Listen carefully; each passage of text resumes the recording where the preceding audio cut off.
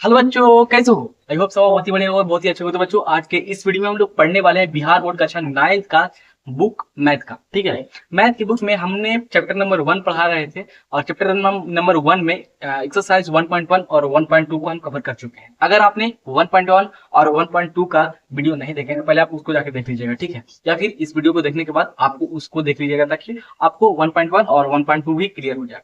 देखिए, अगर आप 9th क्लास के स्टूडेंट हैं तो इस चैनल पे इस जो बुक है सरकारी बुक बिहार बोर्ड का, उसका हम पूरा सभी चैप्टर का सॉल्यूशन करने वाले हैं।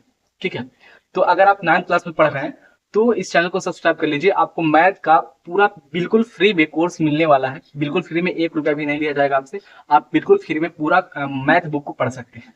ठीक, चलिए, इस वीडियो में हम आज पढ़ने वाले हैं एक्सरसाइज 1.3 को।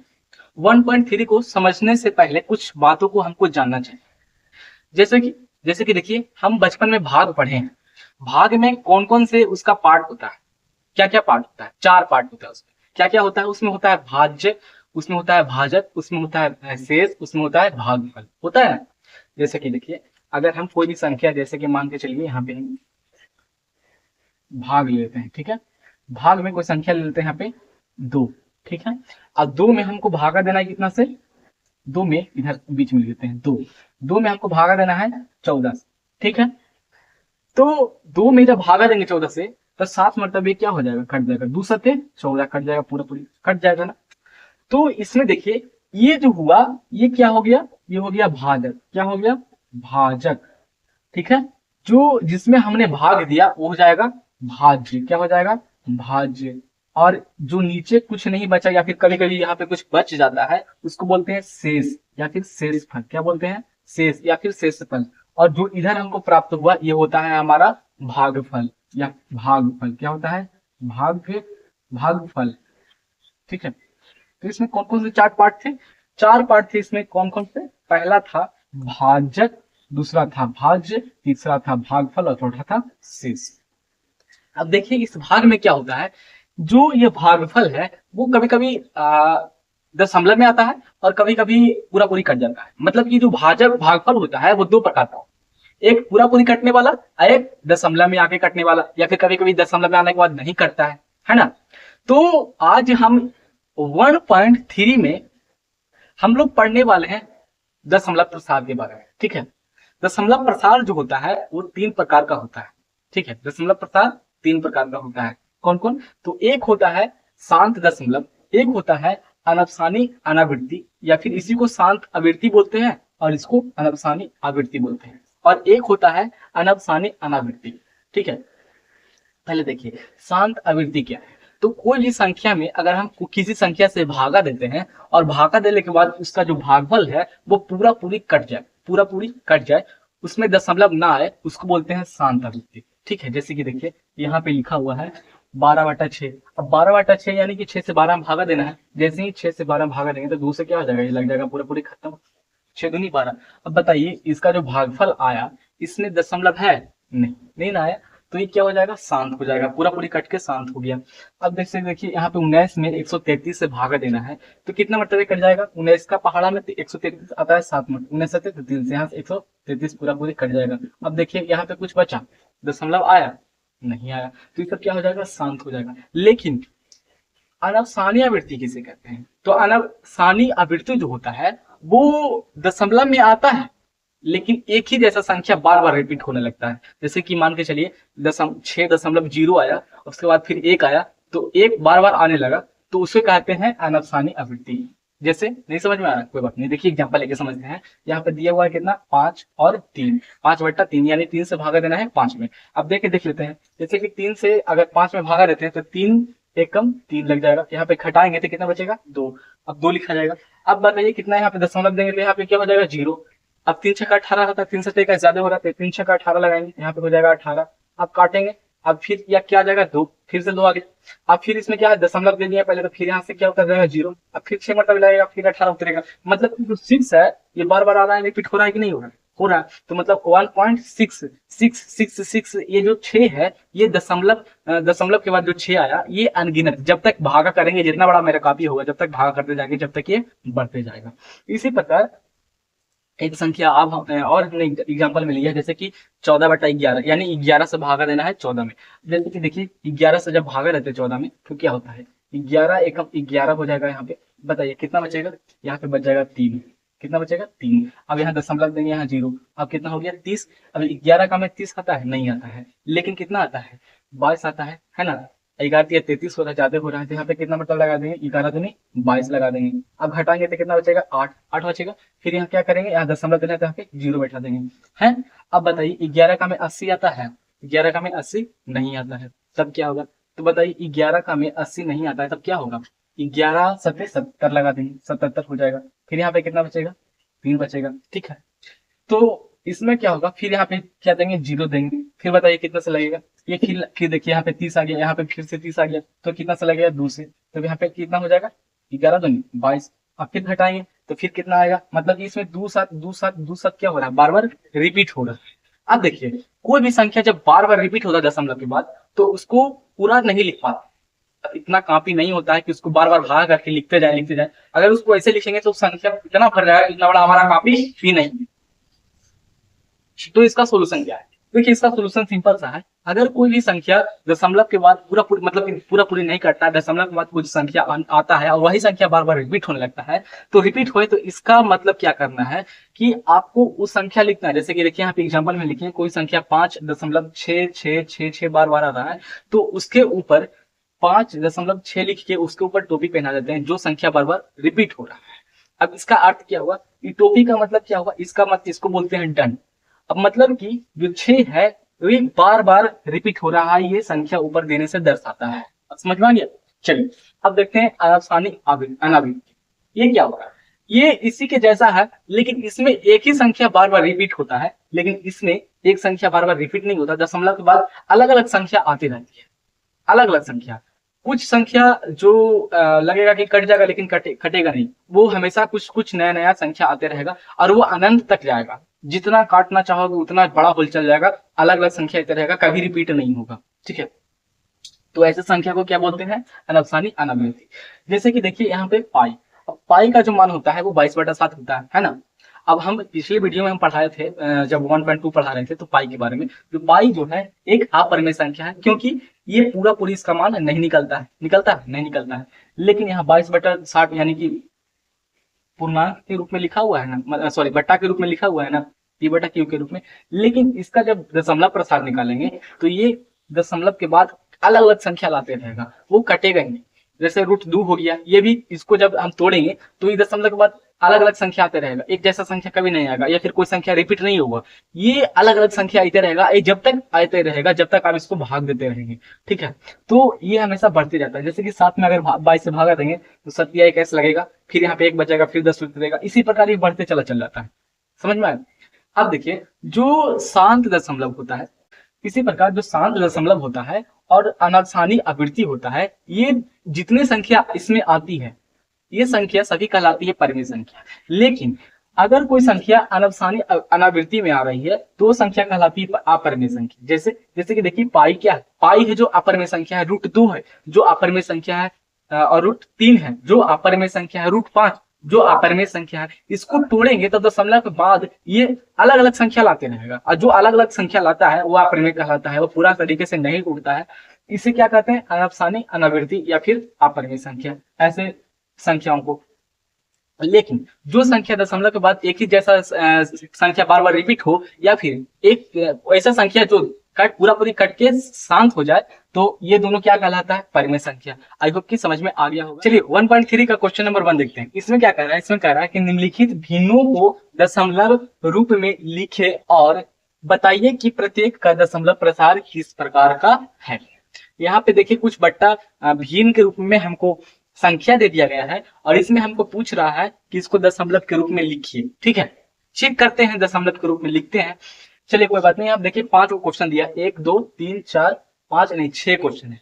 तो चलिए पहला को हल करते हैं। यहाँ पे देखिए क्या है, 36/100 यानी कि 100 से भागा देना है 36 में। चलिए यहाँ पे देंगे 100 और भागा 36। बताइए लगेगा 100 से जब 36 में भागा देंगे तो लगेगा ये संख्या ज्यादा है, संख्या कम है, तो क्या करेंगे यहाँ पे 0 दशमलव देंगे तो क्या हो जाएगा यहाँ पे 0। अब लग जाएगा कितना मरतबे, अब लग जाएगा यहाँ पे 3 मरतबे।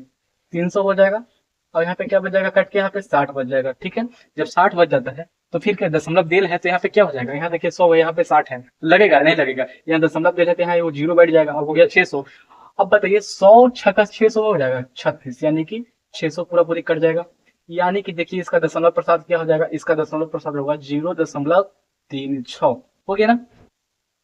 उसी प्रकार इसका चेक करेंगे, इसमें कह रहा है 1/11, मतलब कि 11 से भाग देना है 1 में, 11 से भाग देना है 1 में। बताइए लगेगा, 11 से 1 में भाग देंगे तब नहीं लगेगा। क्या करेंगे, यहाँ पे देंगे 0 दशमलव, तो क्या हो जाएगा, एक जीरो बैठेगा, लेकिन फिर भी नहीं लगेगा तो फिर क्या देंगे, एक और जीरो देंगे, तब यहाँ क्या हो जाएगा, जीरो। ठीक है, आप बताइए, अब बताइए कितना मतलब लगेगा, 11 नंबर 99, 9 मतलब लगेगा 99।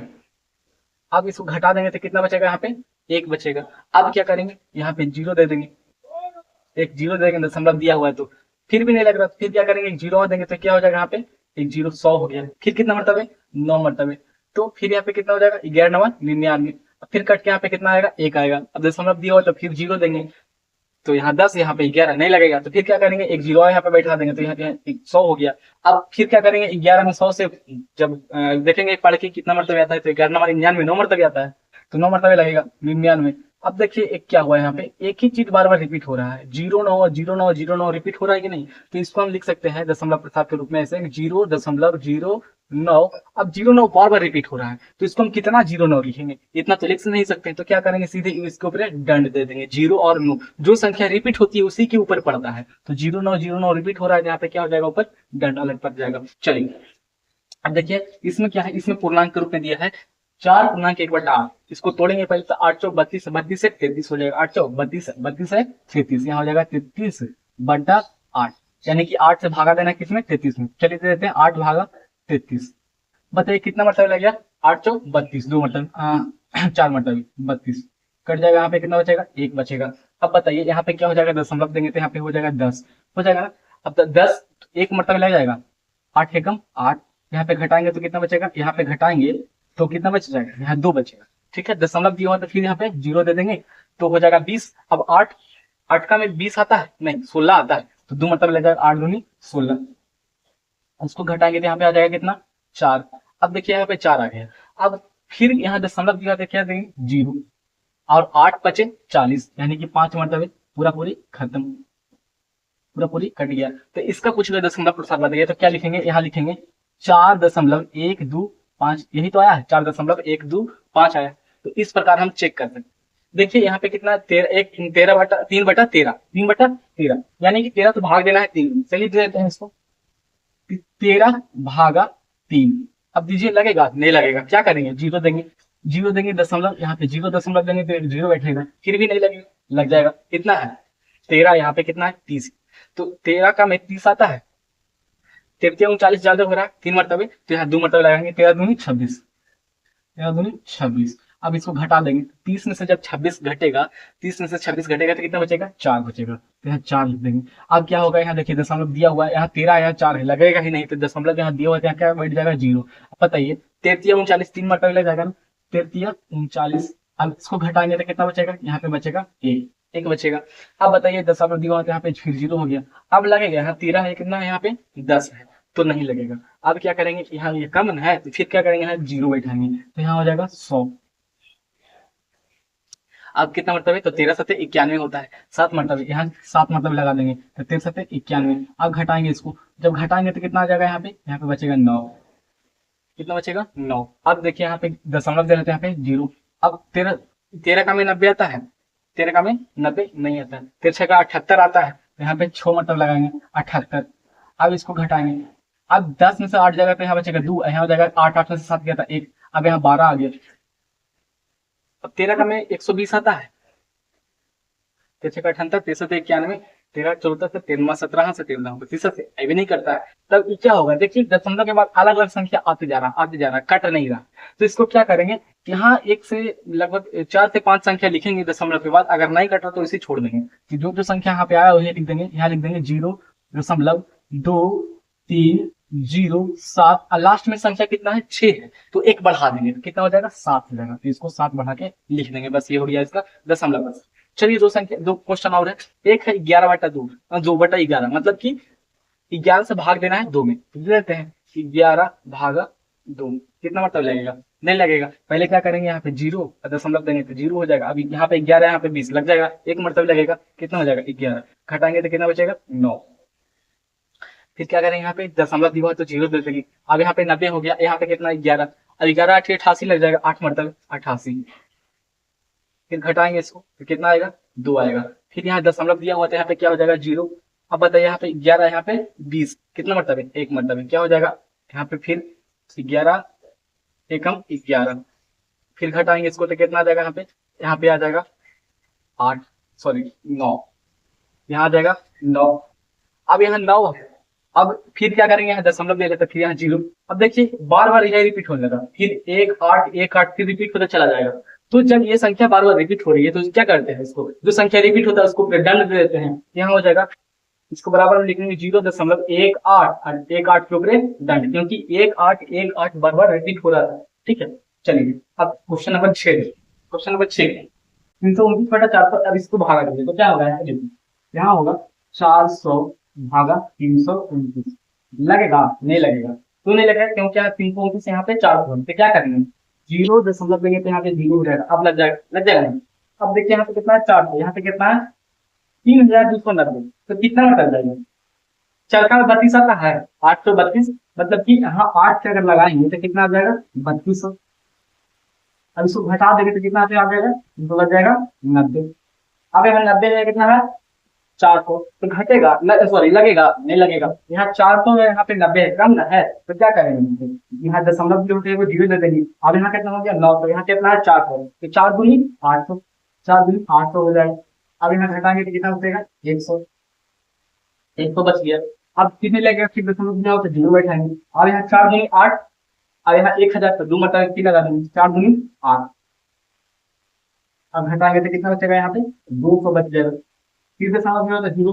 अब बताइए 4 बचे 20, यानी कि 5 मतलब लगा देंगे, पूरा पूरी खत्म हो जाएगा, पूरा पूरी क्या हो जाएगा खत्म हो जाएगा। तो इसका दशमलव प्रसार पूछेगा तो क्या होगा, इसका दशमलव प्रसार होगा 0.82225। इसका पूरा पूरी दशमलव प्रसार हो गया। ठीक है, चलिए क्वेश्चन नंबर 2 देखते हैं। क्वेश्चन नंबर 2 में क्या कह रहा है कि आप जानते हैं कि 1/7 बराबर 0.1428557 ऊपर डैश, मतलब कि इसका मतलब कि वो संख्या बार बार रिपीट हो रहा है। वास्तव में लंबा भाग दिए बिना क्या आप बता सकते हैं कि 2/7 3/7 4/7 5/7 6/7 के दशमलव प्रसार क्या होगा? मतलब कि क्या कहना है, कुछ समझ में आया? नहीं आया तो फिर देखिए, कह रहा है इसमें कि 1/7 बराबर आपको पता है 0.1428557, इसके ऊपर डैश, मतलब कि ये संख्या बार बार रिपीट हो रहा है। ये 1/7 बराबर इसका इतना मान है, ये हमको पता है। लेकिन कह रहा है कि बिना लंबा भाग दिए बिना, मतलब कि बिना भाग के लिए आपको क्या करना है, 2/7 और 3/7 4/7 5/7 और 6/7 का मान ज्ञात करना है। कैसे ज्ञात करेंगे, देखिए इसका एक उपाय कि 1/7 जो लिखा हुआ है इसका मान हमको इतना दे दिया है, ठीक है, ये हमको पता है। तो 2/7 को हम ऐसा लिख सकते हैं 2 गुना 1/7, कोई दिक्कत नहीं, क्योंकि अगर इसको अगर गुना करेंगे 2 से 1 में तो 2 एकम 2/7 मतलब 2/7 यही संख्या आ जाएगा ना। आज 1/7 को हमको मान पता है, इसलिए हम ऐसा किए। तो यहाँ लिखेंगे 2 गुना 1/7 का मान कितना है, तो यहाँ पे मान है 0.1428557, है ना। अब इसके ऊपर डैश दिया हुआ है तो डैश देंगे। अब बताइए इसका मान कितना हो जाएगा, दूसरे सब में गुना कर देंगे तो 7 दूनी 14, 14 के 4 हाथ में 1, और फिर 7 पचे सॉरी 5 दूनी 10, 10 है कि 11 के 1 हाथ में फिर भी 1, 2 पचे 10 सॉरी 2 बटे 16, 16 है 17 के 7 हाथ में 1, फिर 2 दूनी 4, 4 है 5, 5 के 5 हो जाएगा यहाँ पे, और फिर 2 चाओ 8, 8 के 8 हो, और फिर 2 एकम 2, और यहाँ पे क्या है 0 यहाँ देंगे 0 इसका मान हो जाएगा। ठीक है, इसी प्रकार इसको 3/7 लेते हैं, 3 गुना 1/7 लिख सकते हैं, यहाँ 3 गुना 0.1428557, इसको गुना करेंगे तो इसका मान निकल जाएगा। ठीक है, इसी प्रकार 4/7 को हम ऐसे लिख सकते हैं 4 गुना 1/7। अब यहाँ पे 4 गुना कर देंगे, 1/7 का मान दिया हुआ 0.1428557, इसको गुना करेंगे तो इसका भी मान निकल जाएगा। ठीक है, लेकिन जो मान निकलेगा उसके ऊपर टोपी जरूर दीजिएगा, ऐसे करके टोपी दे दीजिएगा, नहीं तो वो गलत हो जाएगा। ठीक है, टोपी जरूर दीजिएगा, इससे ये पता चलेगा कि वो संख्या क्या हो रहा है, बार बार रिपीट हो रहा है। इधर भी देखिए 5/7 है, तो इसको हम 5 गुना 1/7 लिख सकते हैं। 5 गुना 1/7 का मान दिया हुआ है 0.142857, इसके ऊपर टोपी, तो इसको गुना कर देंगे तो इसका भी संख्या प्राप्त हो जाएगा हमको कि इसका आंसर कितना आएगा, बिना भाग दिए हमको पता चल गया। फिर यहाँ देखेंगे 6/7 है, तो 6 गुना 1/7 कर देंगे। ठीक है, इसको 6 गुना, यहाँ पे 1/7 का मान कितना हो जाएगा, 0.142857, इसके ऊपर डैश आपको भी गुना कर देना है, आंसर आ जाएगा, सिंपल है। ठीक है, यहाँ पे इसका पूरा का गुना नहीं किया, बस ये आपको बता दिए हैं, आप खुद से कर लीजिएगा। चलिए क्वेश्चन नंबर 3 पे चलते हैं। चलिए क्वेश्चन नंबर 3 देखते हैं। क्वेश्चन नंबर 3 में क्या कह रहा है कि निम्नलिखित को P/Q के रूप में व्यक्त कीजिए, मतलब कि जो दिया हुआ है क्वेश्चन, इसको P/Q के रूप में लिखना है, यानी बटा के रूप में लिखना है, जहां P और Q यानी कि P ऊपर और Q नीचे है, तथा P बराबर 0 नहीं है, मतलब कि यहाँ पे P/Q यानी कि पूर्णांक के रूप में इसको लिखना है। अब कैसे लिखेंगे, यहाँ पे देखिए पहला क्वेश्चन दिया है 0.6, ऊपर एक टोपी है, इसका मतलब क्या है कि 6 बराबर आ रहा है। और यहाँ पे ये भी क्वेश्चन दिया है 0.47, यहाँ पे दिया है 0.001।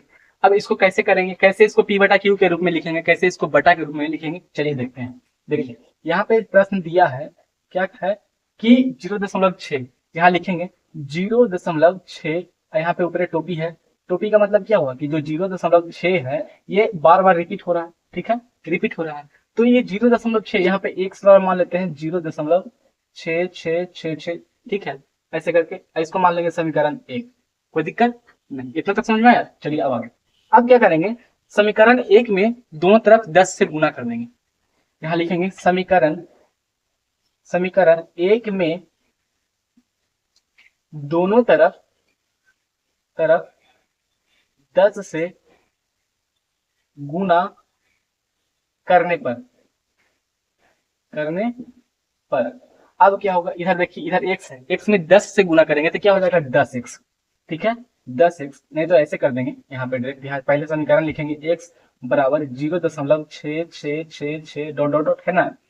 अब क्या करेंगे, इधर 10 से गुना करेंगे तो हो जाएगा 10x, इधर 10 से गुना करेंगे तो क्या हो जाएगा, 0.1 उठ के आगे चला जाएगा। ठीक है, जब जितना 10 से गुना करेंगे तो 0.1 उठ के आगे चल जाएगा। जैसे कि एक बार 10 यहाँ है तो 10 से गुना करते हैं, सॉरी 10 से गुना करते हैं तो उठ के यहाँ पे आ जाएगा, फिर 10 से गुना करते हैं तो उठ के यहाँ जाएगा। तो इसको क्या करेंगे, 10 से गुना करेंगे तो हो जाएगा 6.666 डॉट डॉट डॉट। अब ये हमारा हो जाएगा समीकरण 2।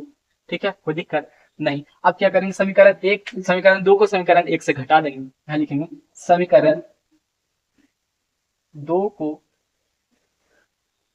1 से घटाने पर, ठीक है। अब समीकरण 2 कितना है, 10x बराबर 10x, अब 10x में से x घटाएंगे, x घटा देंगे, इधर कितना है 6.6666 डॉट डॉट में से कितना घटाएंगे, 0.0666 घटा देंगे। ठीक है, अब देखिए 10 में से x जाएगा तो यहाँ पे कितना बचेगा, 9x हो जाएगा। अब बताइए यहाँ पे 6 में से, यहाँ देखिए इधर सब तो सेम है, 0 0 0 0, सॉरी 6 है, इधर भी 6 है, तो घटला के बाद क्या हो जाएगा, सब 0 हो जाएगा, है ना, सब क्या हो जाएगा 0 हो जाएगा। भाई 6 में से 0 घटेगा तो कितना बचेगा 6, यानी कि 9x बोल रहे हैं, 9x बराबर कितना हो जाएगा 6। कितनों जीरो लिख देंगे तो वो जीरो माने नहीं होगा, खाली क्या लिखाएगा, जो अंक रहेगा वो लिखाएगा, तो यहाँ 6 हो जाएगा। अब ये 9 जो है ये पटी आएगा, इधर 9 जो है x में गुना है तो इसको ही पटी ले आएंगे, हो जाएगा 9, सॉरी x इधर खाली बचेगा, बराबर उधर x बचेगा, x बराबर हो जाएगा 6 और नीचे आ जाएगा 9, क्योंकि इधर गुना में है 9, ये पट जाएगा तो भागा में हो जाएगा 3 तिया 9, 3 दूनी 6, यानी कि x बराबर क्या हो जाएगा 2/3। अब ये P/Q के रूप में लिखा गया, समझ में आ गया। इसको 0.6 के हम क्या लिख देंगे, 2/3 हो गया, इसका P/Q के रूप में हो गया ये। चलिए अब इसी प्रकार 0.47 को देखते हैं। ऐसे आप तो खुद से बना सकते हैं, ट्राई करके खुद से देखिएगा। यहाँ पे कितना है 0.47, यहाँ पे देखिए 4 पे टोपी नहीं पहना हुआ, 4 पे दंड नहीं है, कितना पे है 7 पे है, तो इसका मतलब जो 7 है वो बार बार रिपीट हो रहा है, तो इसको लिखेंगे कि यहाँ पे हो जाएगा 0.47, टोपी का मतलब हुआ 0.477777 डॉट डॉट, ठीक। अब क्या करेंगे इसको, यहाँ पे फिर क्या करेंगे, इसको मान लेंगे समीकरण एक। समीकरण एक क्या करेंगे, समीकरण एक में 10 से गुणा कर देंगे, लिखेंगे समीकरण एक में 10 से गुणा करने पर अब क्या हो जाएगा, समीकरण एक कितना है, तो 0.47 है, और सॉरी यहाँ पे एक्स नहीं माने हैं, यहाँ पे माने ही नहीं, यहाँ पे मान लेंगे इतना बराबर, यहाँ पे मान लेंगे इतना बराबर कितना मान लें, यहाँ पे एक्स मान लेते हैं, ठीक है। यहाँ जो दिया हुआ है 0.47, इसका अर्थ ये हुआ, और यहाँ पे मान लीजिए एक्स बराबर इतना, ठीक है। अब एक्स में करेंगे 10 से गुना, तो हो जाएगा 10x हो जाएगा, यही पट्टी कितना करेंगे 10 से भी गुना, ठीक हो जाएगा, दशमलव उठ के यहाँ पे आ जाएगा, ठीक हो जाएगा 4.777 डॉट डॉट डॉट, ये हो जाएगा समीकरण 2 हमारा। अब क्या करेंगे, समीकरण 2 में फिर क्या करेंगे, फिर 10 से गुना कर देंगे, तो फिर हो जाएगा समीकरण, यहाँ लिखेंगे समीकरण 2 में 10 से गुना करने पर अब क्या हो जाएगा, यहाँ देखिए जब 10 से गुना करेंगे इसमें तो क्या हो जाएगा, यहाँ पे समीकरण 2 है, 2 में 10 से गुना करेंगे तो 10 हमको 100 हो गया, 100x इधर हो जाएगा, 10 से गुना करेंगे तो दशमलव उठ के यहाँ आ जाएगा, तो हो जाएगा 47.7777 डॉट डॉट डॉट हो जाएगा, ये हमारा समीकरण 3 हो गया। अब क्या करेंगे, समीकरण 3 को 2 से घटाने पर, और अब समीकरण 3 कौन है, 100x है, इधर कितना है, इधर समीकरण 2 में 10 है, तो 100x माइनस 10x बराबर कितना हो जाएगा, इधर पट आ जाएगा 47.77, ठीक है। यहाँ पे 4 साथ है, जितना साथ यहाँ पे दे सकता है, डॉट डॉट का मतलब जितना साथ दे सकता है, तो यहाँ पे हम 2 ही बोल लेते हैं, माइनस यहाँ पे देखिए 4 और 0.77, यहाँ पे भी हम 2 लेते हैं क्यों, यहाँ पे डॉट डॉट दिया हुआ है। अब यहाँ पे 100 में से जब 10 घटेगा तो कितना हो जाएगा 90x। अब यहाँ पे देखिए 47 में से 4 घटेगा, इधर 7 7 7 तो क्या हो जाएगा 0 हो जाएगा, ठीक है, तो 0 को लिखते नहीं है। अब 47 में से 4 घटा देंगे तो कितना हो जाएगा, 43 हो जाएगा, तो 43 इधर बचा। अब इधर क्या हो जाएगा, 1 बराबर 43, इधर 90 है जो इससे गुना हुआ है, इधर आएंगे भागा में 43/90, यानी कि जो x माने हैं हमें कितना 0.47, इसका मान कितना आएगा 43/90, ठीक है। अब क्वेश्चन नंबर 3 जो है वो आप खुद से ट्राई कीजिएगा, और अगर आपसे नहीं बनता है तो हम नेक्स्ट वीडियो में इसको बना देंगे, ठीक है। चलिए आगे क्वेश्चन अगला वीडियो में बताएंगे, क्योंकि वीडियो जो है लंबा हो जाएगा। चलिए मिलते हैं नेक्स्ट वीडियो के साथ। जय हिंद, जय भारत।